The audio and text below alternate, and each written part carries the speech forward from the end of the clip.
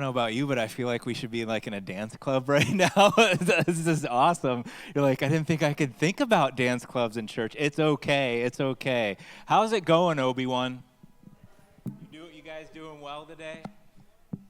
Doing really good. It's so good to have you today. If you don't know me yet, my name is Chris, one of the pastors here. I want you to go into your memory banks for a moment, and I want you to think about a time where you wished you would have used more wisdom. You don't have to share, of course, but the time where you wished that you would have used a little more wisdom. I'm going to share a lighthearted example. How many of you remember sparklers? Yes, sparklers, right? Where you could like write your name, and it's like they're really neat, right? Well, someone had the idea to line up put sparklers into the ground and then light them. Remember, this was the 90s, not 2026, but it's okay. Nothing happened where like grass burned or anything. No fire happening here. But so it was really neat to see all these sparklers lined up together.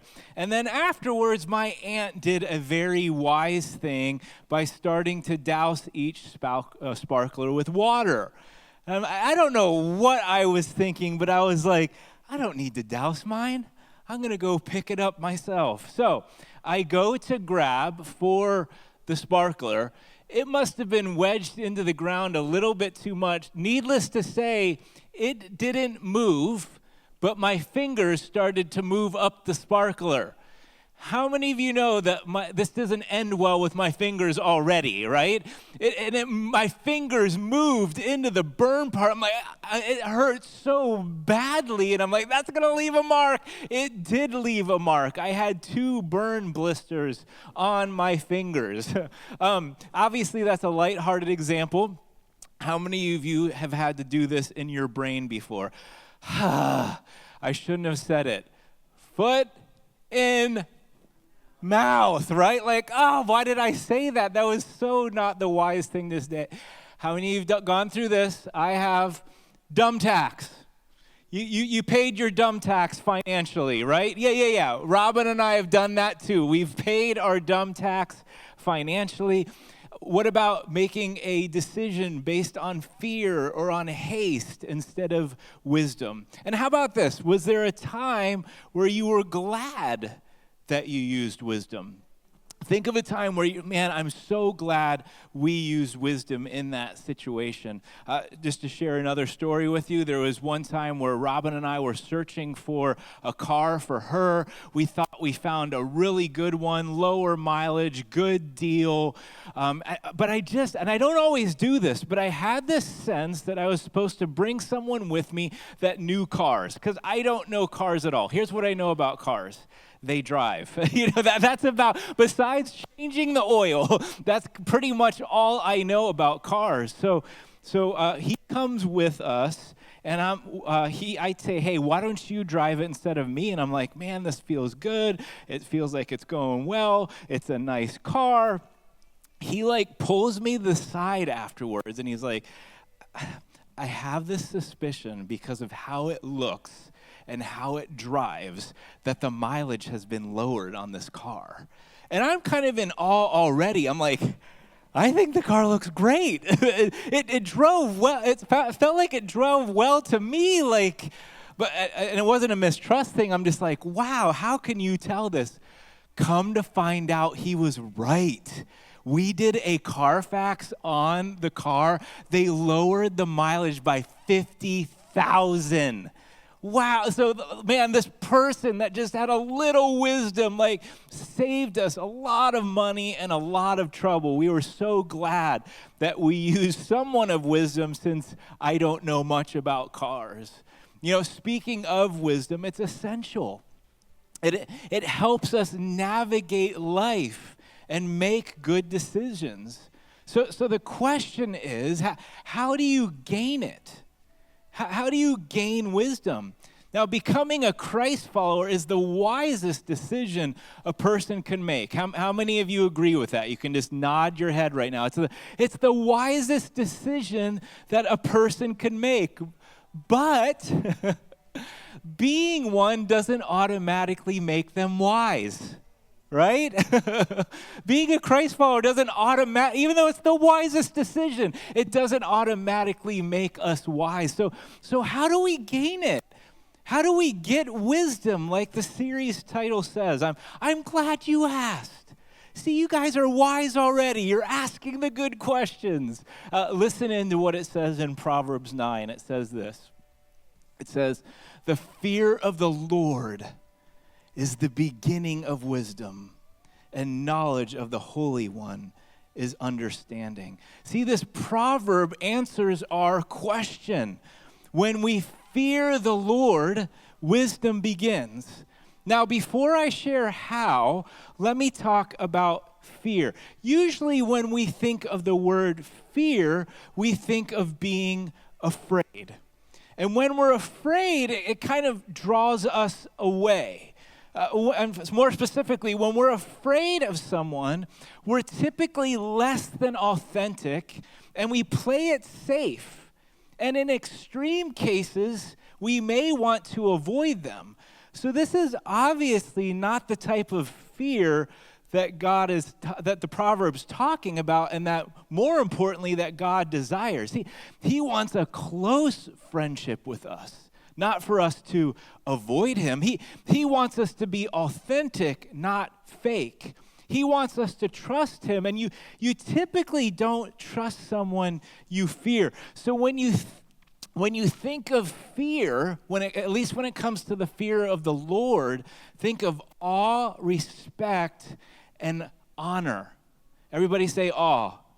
Yeah, that's what the fear of the Lord is talking about. In fact, there is it's not in Proverbs, but there's a story of Moses, and he's encouraging the people to trust God and to go to God. And he literally says, it says this in the Bible, in Exodus, I believe, it says, do not fear the Lord.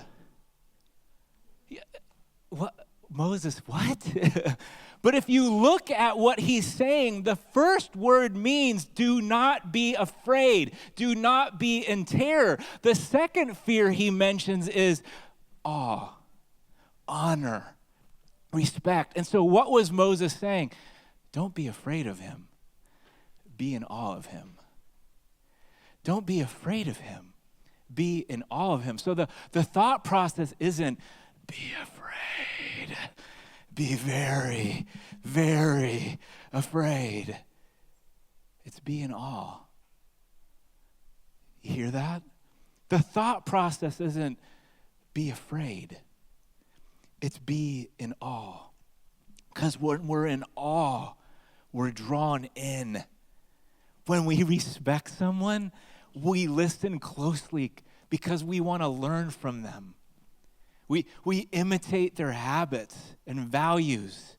We want to spend time with them. We may even want to be mentored by them. So do you see how the fear of the Lord, the awe of the Lord, the respect of the Lord can begin wisdom? Because when we're in awe, when we respect him, we want to listen to him. We want to imitate him. We want to learn from him. And as we follow him and his ways, we begin to grow in wisdom. So as we start this series, Get Wisdom, and the question's going to be on the screen. It's also in your notes. I want you to answer this question as the series begins. And try to be as honest. There's no wrong answer here, okay? You're not going to say it out loud. When you think about God, do you feel more afraid or more awe? In fact, why don't you take like 10 to 15 seconds to really vulnerably think about that for a moment. When you think about God, do you feel more afraid or more awe?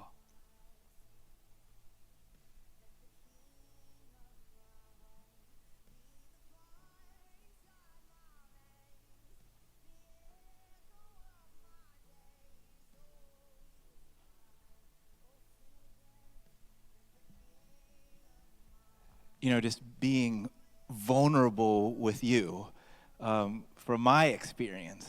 And there have been seasons, there have been times when I'm more afraid of God You're like, what?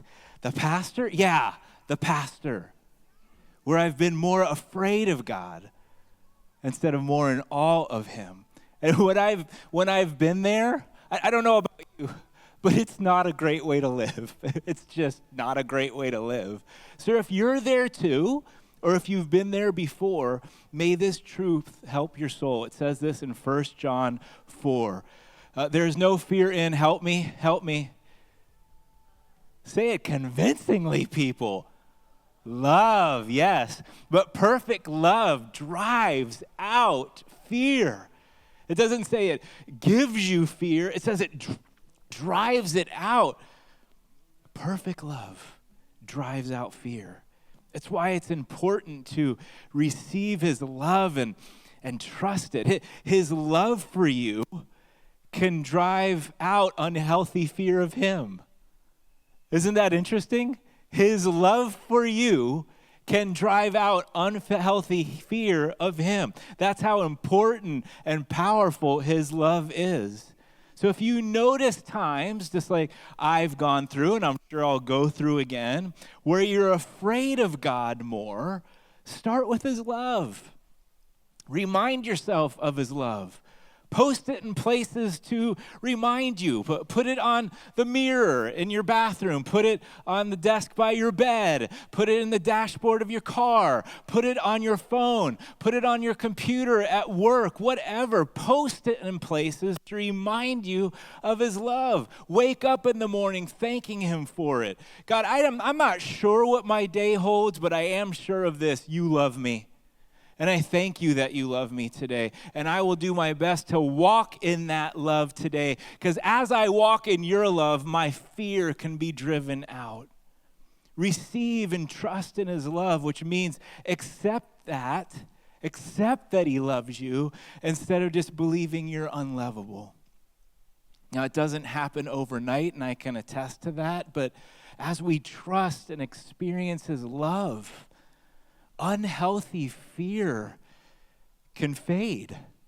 And that's such a good thing, but it's not the end goal. The end goal isn't just to be afraid of God less. It's to stand more in awe of him. Did you hear that? The end goal is not just to be less afraid of God, but to stand more in awe of him. And guys, he gives us countless reasons to be. I want you to think for a moment some of the reasons why people are in awe of someone else. Whether it's like an elite mind and you're like, wow, how were they able to do that problem? Or how do they understand science in that way? Or some elite athlete and you see this spectacular play and you're like, whoa, how did they do it? Or someone with elite wealth, you're like, man, how did they do this? Let me remind you, God's like the elite of the elite. In fact, we just sang that song. There's like, I've searched. Remember the song we just sang? God, there's no one like you. He's like God elite and then everyone else. If there is an elite, he's it. Sometimes people are in awe when they see extreme self-sacrifice. What did we celebrate last month? Just give you a hint. It was at the beginning of April. Easter. The self-sacrifice of Christ. Like, wow. Now, these are just a couple examples, and at the end of the message, I'm going to give more, and Pastor Julian's going to give some more. But there's so many things to be in awe of God about. Now, let's continue in Proverbs to discover more about the awe of the Lord, the honor of the Lord. Proverbs 15 says this: better a little with the awe of the Lord, the honor of the Lord, the respect of the Lord, than great wealth with turmoil. Now, I want to say up front, this proverb isn't attacking wealth. Great wealth is fine. In fact, the person writing this was very, very, very wealthy. The writer is just making a distinction. He's saying, hey, it's more, trust me, I know, I have wealth. It's more valuable to live with respect and awe of God, having little, than to have great wealth but a life that's in turmoil, which is often what happens to us when we don't have a healthy dose of the awe of God. Isn't that interesting? To hear someone who has it all. This person literally has it all. They're very, very, very wealthy. Isn't it interesting to hear someone say that has it all, yeah, I know what's more valuable. Money's good and all. Wealth is good and all. But I know the value of riches. I understand that wealth can help, but it's not more valuable than living with honor and respect for God. It's interesting that the writer can say that. And the reason he can say that, the reason it is valuable, is because there's many benefits to having great respect for God. Listen in, here's one of them. Again, whoever is in awe, respects, honors the Lord, walks uprightly. But those who despise him are devious in their ways. Now, it doesn't say, thank God, because we're the church for imperfect people. It doesn't say walks perfectly. Thank God for that. But it says walks uprightly. You see, awe and respect for God can inspire change. It's like, I want to be like him. And because I want to be like him, I will learn from him. I will pay close attention. And when we learn from him, it helps us to do what's right with the right heart. Isn't that incredible? That Jesus, that they not only did what was right, they did it with the right heart. How many of you know you can do something right without the right heart? Right? It's incredible that God was able to he continues to do right things with the right heart. Now, while there's exceptions, this is why it's one of the reasons it's valuable. This is one of the reasons it's a benefit. While there's exceptions, most want to do the right thing.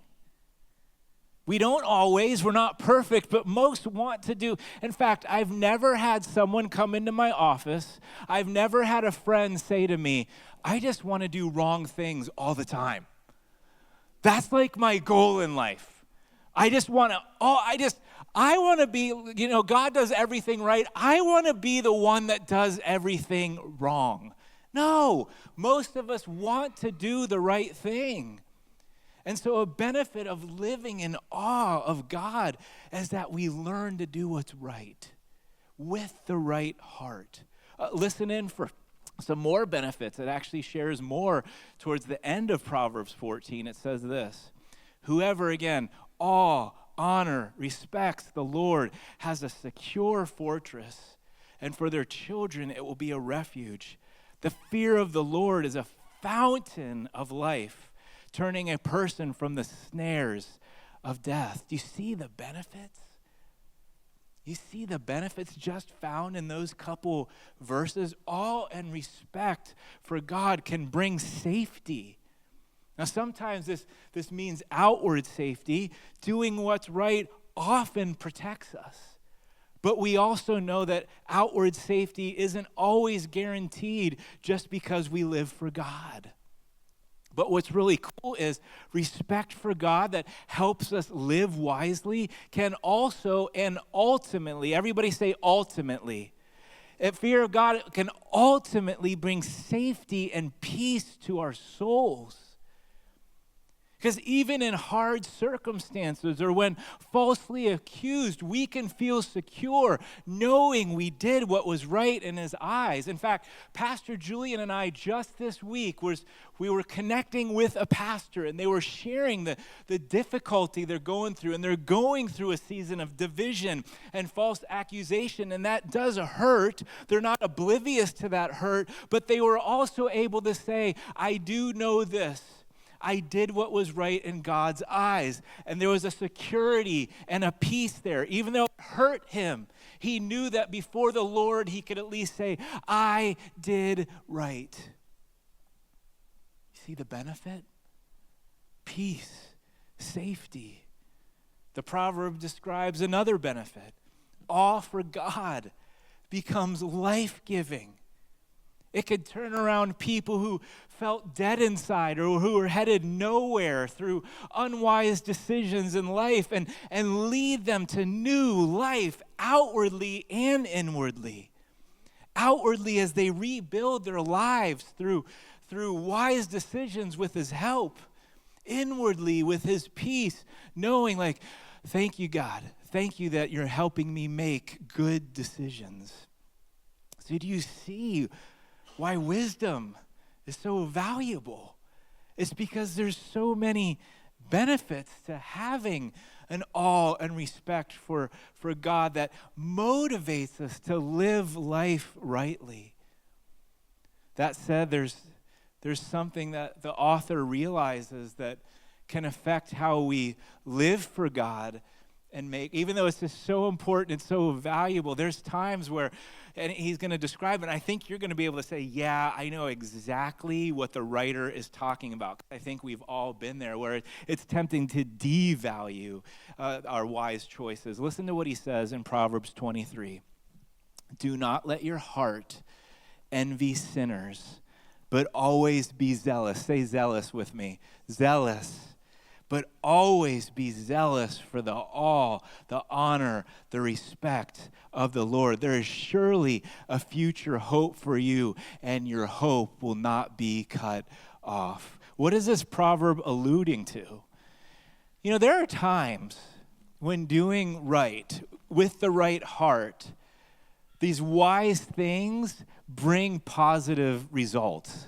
And when that happens, it can be very rewarding, very affirming, and very confirming, right? Do you agree? It's like, wow, this stuff works. God works. What about when it doesn't bring the results you're hoping for? Or what about this one? What about when you see someone doing wrong and they get ahead of you? You see, when this happens, it can be disorienting.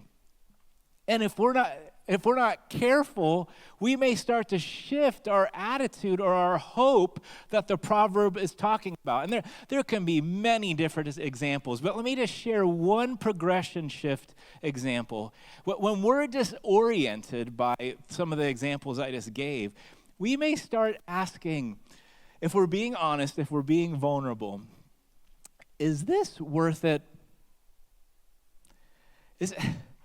I see like everyone else getting ahead and they're doing all of these wrong things. I'm trying to do what's right, and I'm the one stuck behind? Is it worth doing what's right when those who are doing wrong seem to get ahead?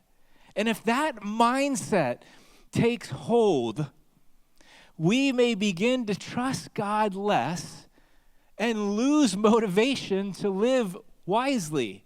And if that is left unchecked, the next shift can be pursuing what we envy in compromising ways. And who knows? Maybe you become like the person you envy, or you even surpass them. But the question is, at what cost? At what cost? The writer lovingly, he knows this. Maybe he went through it. But he knows, he lovingly warns us, don't let envy shift you away from God's path. Don't let envy shift you from continuing to stay in awe of God. You stay zealous. You stay in awe of God. Because when we stay in awe of God and continue to choose to live wisely, he tells us that we have a future hope that's secure. It won't be cut off from us. Now, sometimes we'll see that future in this lifetime, and sometimes we won't see that future until heaven. In fact, as we're thinking through making decisions based off of awe of God and the wisdom of God versus envy, I heard a pastor share one of the questions he asks himself when making decisions. And it's going to be up on the screen. It's also in your notes. And I hope it's helpful to you. This is the question the pastor asks himself. How will I feel about this decision 10 minutes from now, 10 months from now, 10 years from now? And I love that question because we're so in the moment people that 10 minutes from now, it's like, cool. Man, I know I compromised a little bit. Finally, the attention's on me. The promotion's on me. Finally, I'm the one that went ahead of everyone else. 10 minutes from now, we might feel great. What about when the newness and shine wears off? What about 10 months from now when we're like, I'm starting to not recognize the person that I am anymore? What about 10 years from now? Will we still feel the same way? And from experience, when that guilt creeps up, from experience, my experience, sometimes 10 months, 10 years from now, it doesn't feel that great.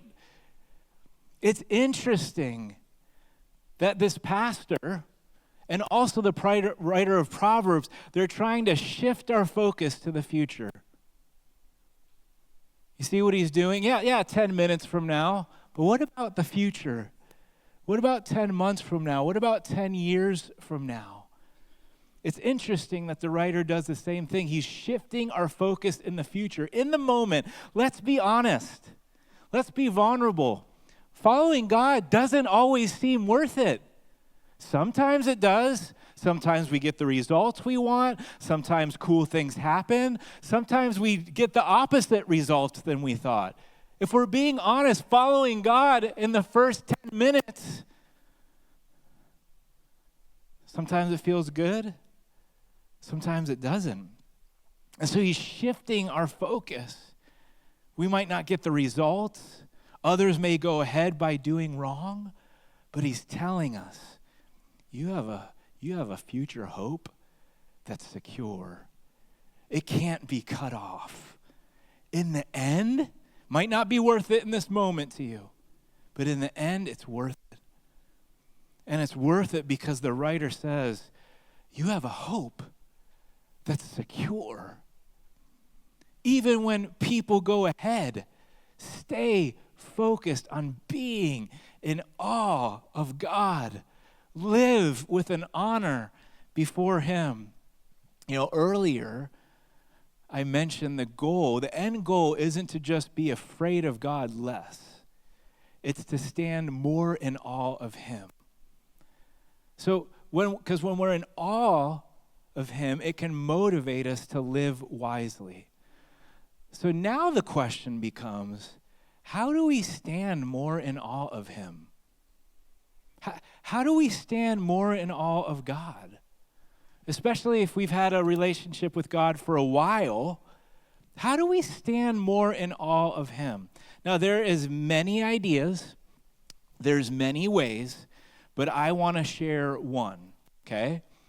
I want you to find one characteristic about God you like, and then really focus on it. I'm not just talking about thinking about it for a moment and then moving on with your day. I'm encouraging you to take some time to really find a characteristic that you like about God, that you love about God, that you appreciate about him, and then you actually take some time to really focus in on it. So, since I just encouraged that, let's practice this together by looking at a few verses about God. But know that you can do this on Monday.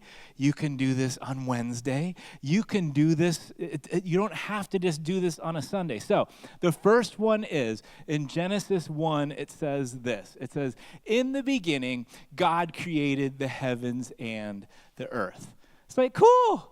God created the heavens and the earth. I want you to think about this for a moment. Let's reflect instead of just hearing it for a moment or hearing it spoken for a moment. You're like, cool, and then you move on. Have you ever noticed someone that's mesmerized by a painting that they see? And they're like, wow, I'm so in awe of this painting. Or someone that could spend, anybody ever been to Balboa Park? I'm sure most of you, yeah, raise your hand. You can just spend hours looking at the architecture and the marble and the detail, and you're like, wow, how did someone do that? This guy created it all. He created the marble and the wood that man-made people, that the men use or the women use to make that painting or to make that structure. God created the whole darn thing. Whoa. Wow, God. That's why I think it's so important sometimes that we step away, at least for a few minutes, look up at the sky, look at the ocean, look at the mountains, get out of our problems a little bit and actually look around and be like, who are you? You created it all. Oh, cool. I just heard the pastor say God created heaven and earth. No, reflecting on it and be like, wow, you created this whole thing. Let's go to another one. Job 38:4 says this. And God's asking Job a question. Where were you when notice he didn't need any help, zero help, when I laid the earth's foundation? Guys, have you ever seen a construction team lay foundation before, and how many construction workers it takes to lay a mini foundation for one single home on the earth? And then the expensive, heavy equipment it takes to lay that foundation and flatten that foundation out. God's like, yeah, I'm so powerful. I didn't have to even use my muscles on this one. I just laid the earth's foundation by the power of my word. That's how powerful I am. Well, see, when we start really reflecting instead of this, cool, the pastor told me today, God laid the foundation of the earth.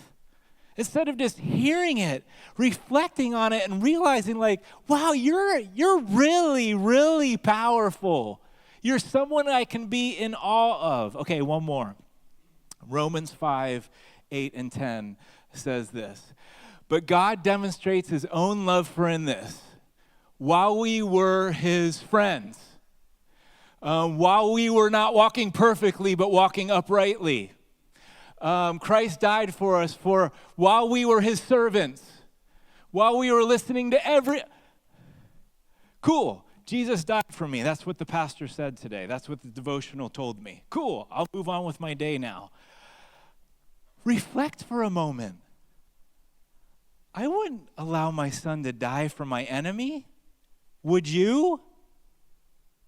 Would you? No.